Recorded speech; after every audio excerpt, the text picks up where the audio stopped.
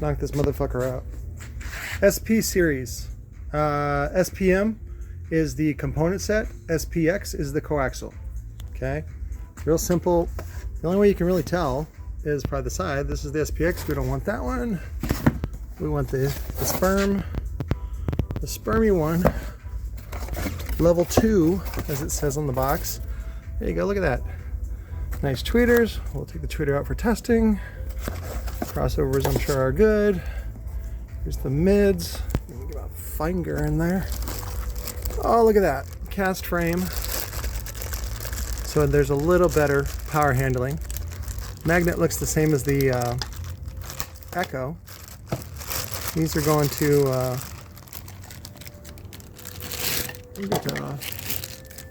Grady. They look pretty nice. I mean, you can't rebadge them. Or if you can, you know, it's going to be a little messy. But it looks really nice. Boot. Let me get the other one, the Echo, real quick to compare. Yeah, looks about the same. It's kind of hard to tell because this one looks a little bigger, but I don't know. To me, I'm just going to call it the same. It's cute to get the little logo there on the boot. Same terminals. Let's see if this one came with the spades, which I like. Looks like a no. I wanted to show you. I had collected these from Metra whenever they sold them. So there you go. That's the .185 terminals. That's a pair. Usually I have the .10 and the .85. Those are all like that. Oh, guess I got lazy. This is the .10. See that? And then this is the .85, which is typical for the positive. But the .85, the .185 will work on positive and negative, just so you know. So positive on the left. There you go. See, that's it. So these are the generics, though, and I'll put a link to them on Amazon if you want to just buy those. There's no, of course, there's no performance edition for using gold-plated brass, but it looks cool. So I think they should include these at least in the RAM series, the RAM and above. So, but all right, let's beat this pussy up and then test it.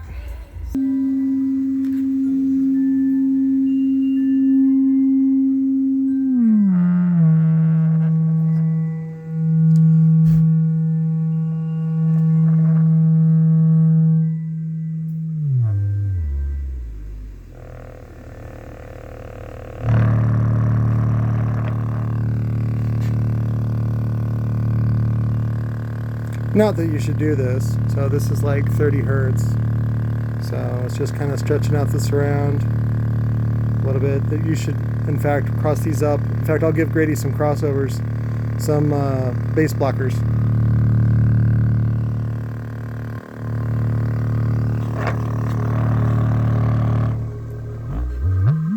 All right, let's get it on the computer.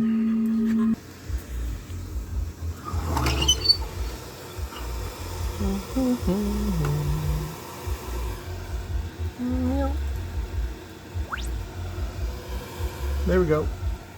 That's it. A little low on the impedance. Wow, 2 ohms. And then a FS of 62. That's all we need, though. Let's do the sweep again just to be sure. Yeah. So, yeah, a little low on the impedance. I'm sure, just real quick, this is what you should look at as far as impedance goes. Always look at the lowest. The rest of this will always be high. And you go, well, I'm not getting full power here or here. You're an idiot. The woofer is more sensitive in those areas. It compensates for itself. The response ends up looking like this line. So it's actually pretty flat on most speakers. So they typically don't make it out of R&D until they're pretty flat. Anyways, let me see. Oh, let's test the tweeter. All right.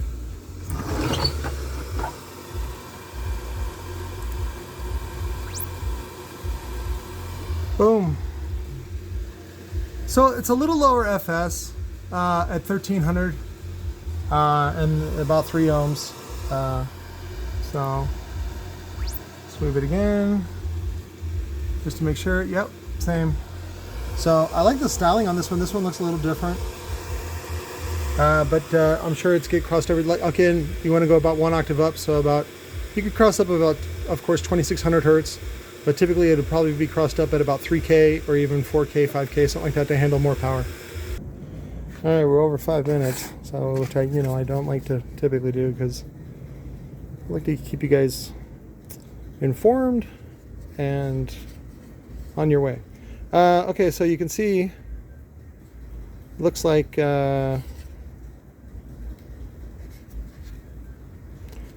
that's for the mid. These are probably for the tweeters, even though they shouldn't be. If you do a 18 dB slope, you should have 2 caps, but it only has 1 cap. So I don't know what this second inductor is.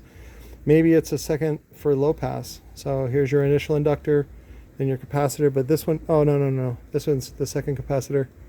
And then probably maybe this is the third, I don't know. And then this is a 12 dB high, and then you got your resistors for padding. So, because you can see right there, let's see. No, that's a Zobel. Zobel. Oh, no, my bad. Sorry, here's the switch.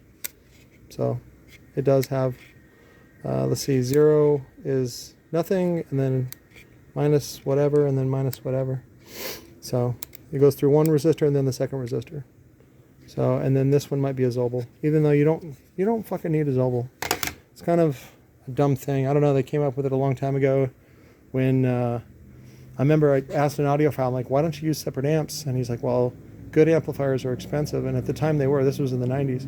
So amplifiers are cheap now. So spare a second channel and use an F-mod or DSP, or typically you don't want to use the crossover on an amp for a tweeter, just because if you're off by a little fraction, it can be a big problem, just because they're not super accurate. That's all. I mean, if you do it with a no-scope or something like that, or test tones and figure it out, then fine, that's fucking okay. But for the most part, I mean, this is great. It's mid-level priced. I think they're selling them at we saw them, Grady saw them on the website. The components were like $100, and then the coaxials were discounted, but they immediately are trying to blow them out. And I mean, they're better than these as far as power handling goes, but I would bet dollars to donuts that they sound the same. So even though the tweeter is a little bit better, I think the tweeter on the other one was $1,500, and we also reviewed the tweeter on the RAM, which is the rose gold, and also the SAM, which is the premium, and both of those tested at 1,500 hertz. So this is a little bit lower, which is nice to see. Of course, I like to see it much lower than that, about 1,000 hertz. Mostly because what that does is it gives you more point source, which means you get more sound coming out of a smaller space, which tends to give you better imaging. Now, a lot of that kind of goes out the window when you use DSP, because the DSP can fix all kinds of things that are wrong with either the imaging, with the crossover, with the environment in your car. You can do a lot of delay. You can do all kinds of stuff. Equalization, 31 bands per channel, which is like insane. And then I also saw somebody using the EQ as a crossover, which is kind of dumb. But I'm like, you can use it like that. I don't recommend that, but whatever. Anyways, that's the review for that. Recoil Audio SPM65, Recoil Audio SPX65. Oh, let me give you a picture of the, let's do it right here, the coaxials, even though the picture online is pretty good. So, and then I've been getting hit up. I'm not in charge of Recoil, guys. I know one of the owners, and we've affiliated for quite some time, and I owe Recoil lots of money, but they're nice enough to finance me, so I'm like, I'll do you guys favors, and this is a favor. I don't have to do this, but I'd like to. It'd be great if they got me some sort of affiliate link on that cicada stuff. Oh my god. So those are sharp too. Very nice, very basic. Looks a lot like the same tweeter, just a different cosmetics. The silver and black. Sure, it's a mid-level. I'm sure these would go for about $100 from like Pioneer or Alpine or something like that. Again, I like something even better. Oh, I got to do a review on the new Zen 65s. So I'll do something this weekend, and make up a nice display for you guys to check it out. Anyways, I love you guys. I'll talk to you later. Bye.